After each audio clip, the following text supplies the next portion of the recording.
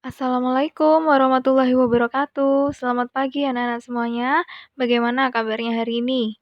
Semoga semuanya dalam keadaan sehat ya. Nah, hari ini kita akan melanjutkan pembelajaran kita di tema 6, subtema 4, pembelajaran 1 dan pembelajaran 2. Nah, dan tidak lupa sebelum belajar, marilah kita berdoa agar apa yang kita pelajari dapat bermanfaat. Baik anak-anak, marilah kita berdoa bersama ya. Berdoa dimulai.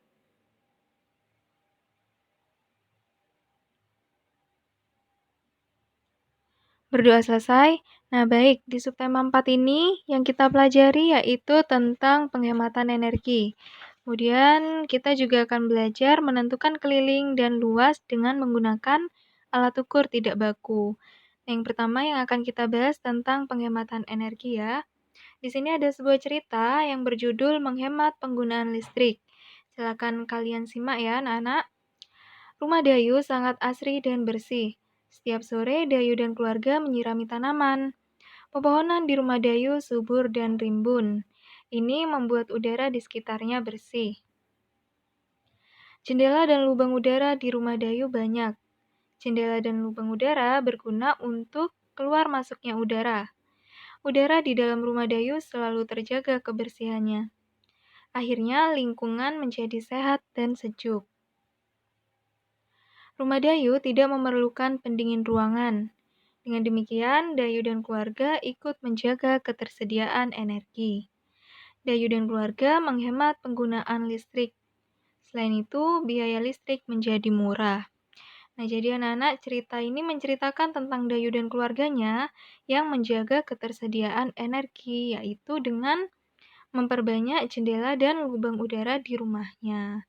Nah, jendela dan lubang udara itu yang berguna untuk keluar masuknya udara. Jadi di rumah Dayu ini tidak memerlukan pendingin ruangan ya. Nah, dengan demikian berarti Dayu dan keluarganya sudah menghemat penggunaan energi listrik. Nah, dan masih banyak lagi contohnya perilaku yang dapat menunjukkan penghematan listrik. Miskarin contohkan, misalnya kalian setelah mandi, keran yang sudah tidak digunakan segera dimatikan ya, anak-anak. Kemudian misalnya lagi, saat siang hari kita kan sudah mendapat penerangan dari luar, dari cahaya matahari. Berarti kita tidak membutuhkan banyak penerangan dari lampu ya. Artinya kita harus mematikan lampu yang sudah tidak digunakan. Nah, seperti itulah contoh perilaku penghematan energi. Kemudian di sini Miss Karin punya gambar, silakan kalian amati ya. Lalu bagaimana pendapat kalian tentang perilaku anak pada gambar tersebut? Nah, anak itu sedang sibuk memainkan HP ya, anak-anak, sedangkan TV-nya sedang menyala, kemudian radionya juga sedang menyala. Lalu juga terlihat di sana ada dua lampu yang sedang menyala bersamaan. Kemudian di situ juga terlihat ada keran air yang sedang menyala padahal tidak ada yang menggunakan. Nah, berarti anak ini menunjukkan perilaku pemborosan energi ya. Nah, kalian tidak boleh seperti itu anak-anak, itu merupakan contoh yang tidak baik. Karena kita sebagai manusia, kita sudah mendapatkan hak kita, yaitu kita bisa memanfaatkan energi yang ada di bumi ini. Jadi, kewajiban kita adalah menjaga supaya atau menghemat agar energi itu tidak cepat habis. Nah, dari sini anak-anak sudah mengetahui ya, atau anak-anak sudah bisa membedakan mana perilaku yang merupakan penghematan energi, lalu mana perilaku yang menunjukkan pemborosan energi. Nah, seperti itulah pembahasan kita tentang penghematan energi, anak-anak. Kemudian selanjutnya yang akan kita pelajari yaitu menentukan keliling dengan menggunakan alat ukur tidak baku. Nah, artinya alat ukur tidak baku ini adalah alat ukur yang tidak punya kepastian ukuran. Misalnya Miss Karin mau mengukur sebuah buku menggunakan alat ukur yaitu tusuk gigi misalnya. Kemudian ketika buku itu diukur dengan tusuk gigi, hasilnya akan berbeda ketika buku itu diukur menggunakan korek api. Nah, itulah yang menunjukkan kita sedang mengukur suatu benda dengan alat ukur tidak baku. Nah, sekarang Miss Karin juga punya contoh di sini. Kalian perhatikan gambarnya ya. Itu merupakan suatu bangun datar yang akan kita cari kelilingnya menggunakan alat ukur tidak baku. Misalkan kita menggunakan korek api untuk mengukurnya. Nah, di sini kita kan diminta untuk menentukan kelilingnya, berarti kita diminta untuk menjumlahkan seluruh panjang sisi pada bangun datar tersebut. Nah, kita menghitung panjangnya terlebih dahulu ya menggunakan korek api. Kalian perhatikan gambarnya. Kita hitung panjangnya, yaitu 1, 2, 3, 4. Nah, berarti di sini panjangnya ada 4 batang korek api. Nah, setelah menghitung panjangnya, sekarang kita menghitung lebarnya. 1, 2. Nah, berarti di sini lebarnya ada 2 batang korek api. Nah, karena di situ dimintanya untuk menentukan keliling, berarti kita jumlahkan 4 batang korek api yang sudah kita hitung tadi ya, dijumlahkan dengan 4 batang korek api lagi yang di sini. Kemudian ditambah dengan 2 batang korek api, yaitu lebarnya yang sudah kita hitung tadi, ditambah lagi dengan 2 batang korek api yang di sebelah sini. Nah, sekarang kita jumlahkan, berarti 2 dikali 4 batang korek api, ditambah 2 kali 2 batang korek api. Hasilnya yaitu 8 ditambah 4, sama dengan 12 batang korek api. Nah, seperti itulah cara menentukan keliling dengan menggunakan alat ukur tidak baku. Nah, sampai sini sudah paham ya, anak-anak? Setelah paham, sekarang kita akan belajar menghitung luas dengan menggunakan persegi satuan.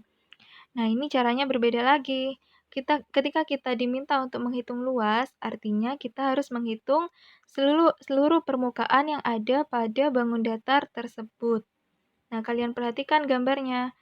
Di permukaan bangun datar tersebut ada beberapa persegi ya, anak-anak. Nah, untuk mengetahui luasnya kita harus menghitung kira-kira ada berapa jumlah persegi yang ada pada permukaan itu, permukaan bangun datar itu.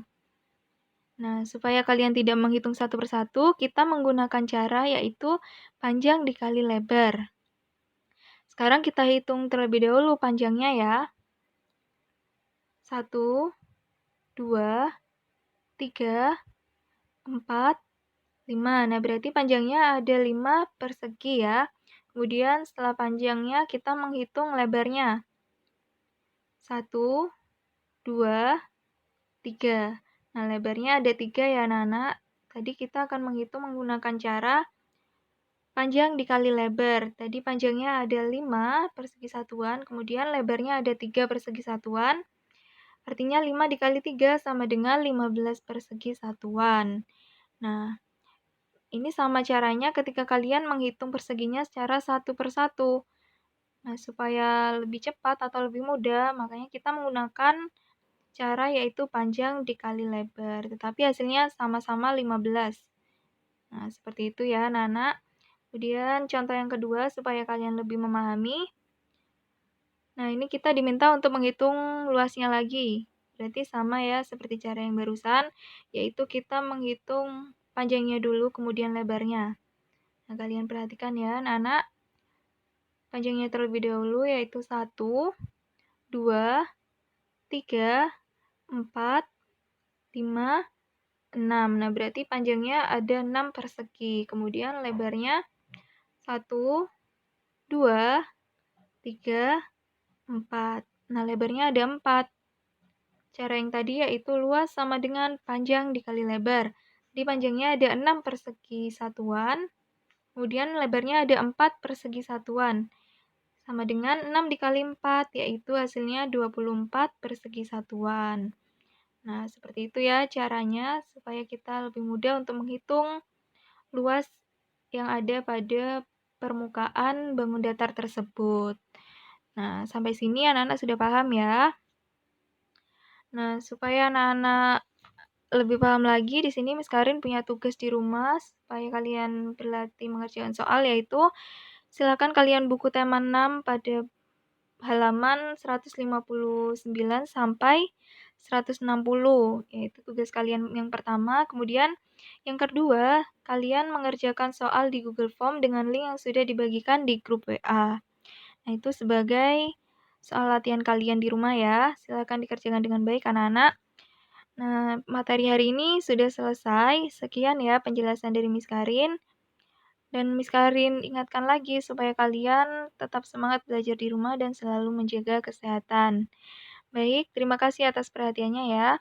Miss Karin akhiri, mohon maaf apabila ada kesalahan. Wassalamualaikum warahmatullahi wabarakatuh.